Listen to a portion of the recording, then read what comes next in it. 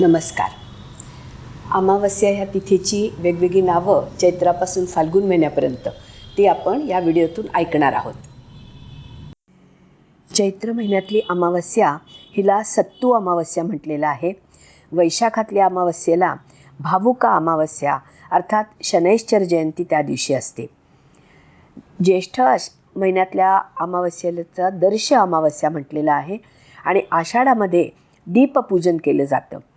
श्रावणातली अमावस्या ही पिठोरी अमावस्या, बैलपोळा किंवा मातृदिन म्हणून सर्वत्र साजरा होतो. भाद्रपदातली अमावस्या आहे तिला सर्व पित्री दर्श अमावस्या म्हटलेलं आहे. अश्विनामध्ये अमावस्या आहे ती तिथे लक्ष्मीपूजन केलं जातं. कार्तिकातल्या अमावस्येला दर्श अमावस्या असं नाव आहे. तर मार्गशीर्षातल्या अमावस्येला वेळा अमावस्या म्हटलेलं आहे.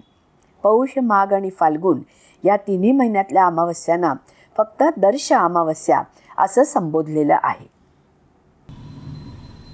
आजचा हा व्हिडिओ आवडला तर लाईक, शेअर आणि सबस्क्राईब नक्की करा. मनःपूर्वक धन्यवाद.